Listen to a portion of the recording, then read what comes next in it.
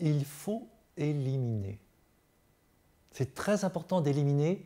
Or, nous sommes toujours dans les éléments que l'on veut absorber, la qualité de la nourriture qu'on va manger, la quantité de cette nourriture, la quantité d'air, la quantité de connaissances. Eh bien, il faut éliminer. Il faut se détoxifier. Il faut nettoyer le corps de tout ce qu'on a pu ingurgiter. Prenons la peau, par exemple. Eh bien, la peau fait partie des 4 organes de nettoyage du corps. Les 4 organes qui vont chasser sur l'extérieur certaines impuretés. Eh bien, comment détoxifier la peau? Comment la rendre plus à même de réaliser pleinement sa fonction? Eh bien, il faut la nettoyer, bien sûr, mais il faut la revitaliser. La nettoyer, ça veut dire quoi? Eh bien, ça veut dire qu'il faut la laver. Se laver tous les jours, ça paraît une évidence, et ce n'est pas une évidence pour tout le monde. Certaines personnes vont même dire, mais non, au contraire, une petite couche qui reste, c'est meilleur. Non, la peau va s'étouffer. La peau, elle a besoin de se nettoyer, elle a besoin d'éliminer sur l'extérieur. C'est trop plein, on va dire. Alors, il y a 3 glandes sur la peau. Il y a la glande sudoripare pour la transpiration, la glande sébacée pour le gras de la peau. Il y a la couche basale ondulée pour la respiration de la peau. Eh bien, le plus simple, la meilleure façon, la plus rapide pour se nettoyer, c'est à la fin de votre douche. Au lieu de prendre une serviette, prenez un gant de toilette sec, bien sec. Et là, vous vous séchez simplement en frottant un peu toutes les grandes zones du corps, toutes les grandes zones, vous frottez. Mais vous frottez pas trop fort, mais suffisamment pour sentir que la peau est rosée ou simplement, ça y est, ça vous réchauffe. Je ne parle pas du gant de crin qui est sûrement trop violent, du gant marocain qui est un nettoyage en profondeur. Juste un gant de toilette et vous activez. Le simple fait d'activer, bien sûr la peau a été lavée avant, vous activez la peau, eh bien vous réactivez vos glandes. Si vous prenez votre douche le matin, après la douche, après avoir frotté, un lait corporel est intéressant. Un lait sur le visage est intéressant. Une crème sur le visage est intéressante. Il ne faut pas partir tout nu au niveau du visage. Il faut que la peau soit protégée. Le jour, une crème de jour, c'est important. Par contre, la nuit, il est important d'avoir une peau propre, une peau totalement nettoyée pour que vous puissiez éliminer au maximum vos impuretés. Donc ça veut dire que le soir, par rapport à votre crème de jour, eh bien vous l'enlevez avec un tonique, avec un lait, avec un tonique, et vous laissez la peau à nu. Au moins le visage, vous laissez la peau à nu. Et sinon, pour le reste du corps, vous reprenez une douche, vous n'avez pas besoin de savon, vous allez juste refrotter pour sécher. Et votre peau se réactive, elle est prête à éliminer pendant la nuit. Le pire, c'est toutes ces crèmes de nuit que l'on propose aux femmes, c'est du marketing. Une crème de nuit étouffe la peau. Il faut laisser la peau vide, propre, fraîche pour qu'elle puisse éliminer par ces 3 glandes. Alors effectivement, il peut y avoir des peaux sèches qui ne supportent pas justement le fait d'être pendant la nuit sans protection. À ce moment-là, le plus simple, c'est prendre une huile d'amande douce, très très délicate, mais pas des crèmes épaisses. Il faut que ce soit, malgré ce film huileux, que la peau reste sans un filtre épais qui l'empêche de respirer, qui l'empêche d'être en communication sur l'extérieur. Une huile sans trop, un peu d'huile d'amande douce, et avec ça, expérimentez si votre peau commence à réagir mieux. Donc pour se nettoyer, nous avons bien donc ces 4 organes d'élimination qui sont la peau, parce que la peau, ce n'est pas une zone fermée, c'est une zone ouverte sur l'extérieur. Les poumons, ça, on sait que l'expiration va chasser du gaz carbonique, même parfois des mucus. Il y a bien sûr le foie, c'est un très très grand organe d'élimination. Et puis bien sûr les reins. Alors prenons les reins. Comment aider la détox au niveau des reins? Eh bien, d'abord, il faut boire bien sûr. Et très souvent, beaucoup de gens ne boivent pas assez. Mais entre boire et trop boire, il y a une différence. Il faut partir un petit peu de ce que l'on sent, mais il faut aussi partir d'une certaine logique. 1 litre et demi semblerait quelque chose d'assez juste. Il y a des personnes qui sentent qu'ils ont besoin de boire plus. S'ils ont les yeux très clairs, c'est-à-dire donc peu de minéraux dans le corps, eh bien, il ne faut pas quand même boire trop, on va se déminéraliser. Si par contre l'iris est très marron, très fort, c'est signe justement d'une minéralité très importante dans le corps, eh bien, on peut se permettre de boire plus sans risque. Alors, il faut aussi partir donc de son envie, mais son envie, elle vient aussi avec l'entraînement. Et surtout, eh bien, il y a des gens qui n'ont plus envie, surtout que le troisième âge, avec les années, les personnes âgées ne sentent pas la soif. Et même s'ils se déshydratent avec des canicules, eh bien, ils n'en ont pas conscience. Donc, effectivement, dès qu'il y a de la chaleur, il faut boire plus. On peut parfois, 1 litre qui est difficile à boire pendant l'hiver, eh bien, va être multiplié par 4, par 5 dans des climats beaucoup plus chauds. Boire 3 litres, 4 litres d'eau l'été en canicule, c'est tout à fait logique. Notre peau, même sans transpiration, évapore beaucoup d'eau. Donc nous avons besoin de boire beaucoup. Et l'élimination par les reins reste une élimination immédiate, facilement contrôlable. Il suffit de voir ce que l'on boit.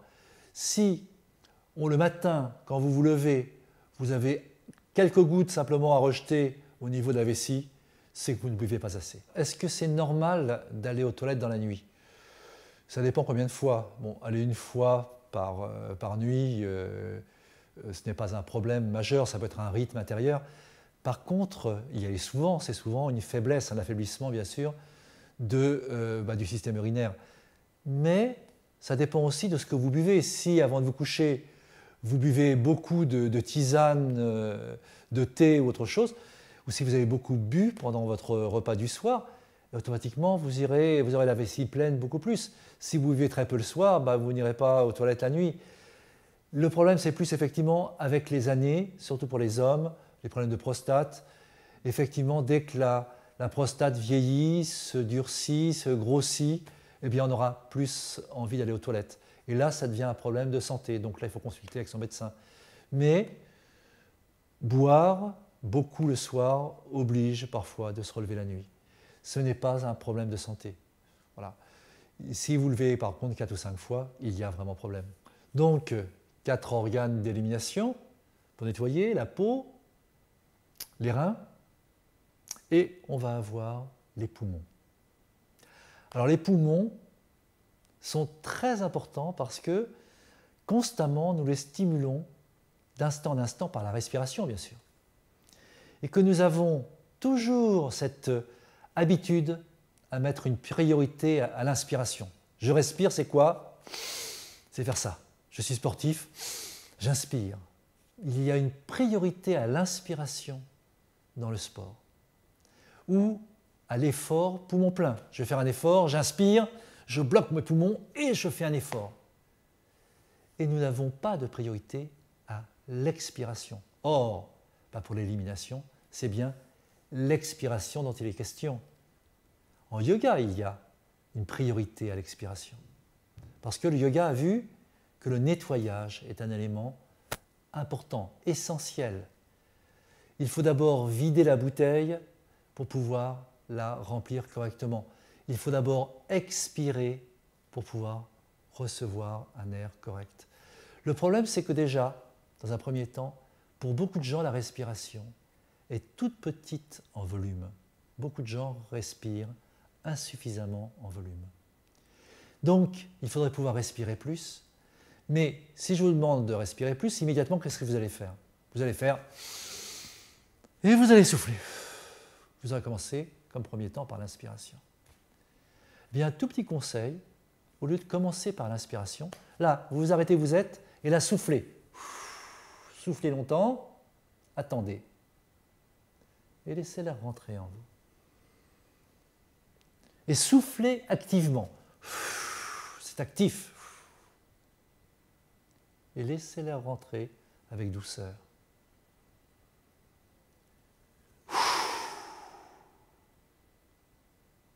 Et laissez l'air rentrer. Là, mon expiration est plus longue que l'inspiration. Elle est plus puissante que l'inspiration. Vous êtes en train de mettre une priorité au nettoyage. C'est comme si vous étiez en train de dessorer vos poumons. Alors que si vous faites inspiration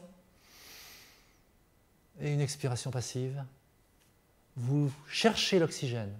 Vous n'êtes pas en train de mettre la priorité à l'élimination de gaz carbonique. Donc, pour nettoyer vos poumons, pour faire une sorte de pression qui chasse les impuretés intérieures, même les mucus, eh bien, expirez de temps en temps activement. Alors, par exemple, l'excellente expiration que l'on connaît en yoga, Kapalabhati, c'est d'expirer, on a fait une grande inspiration, mais on va expirer longtemps de manière active.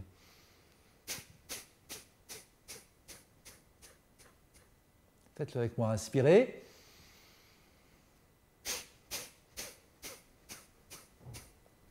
Et cette expiration, cette pression forte nettoie le corps, vide le corps de ses impuretés.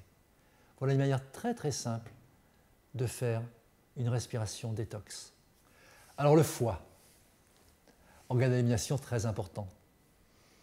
Comment nettoyer le foie? Déjà, pour éviter de trop le charger, ça veut dire quoi? C'est qu'il y ait beaucoup d'aliments qui viennent dans un même repas s'ajouter les uns aux autres.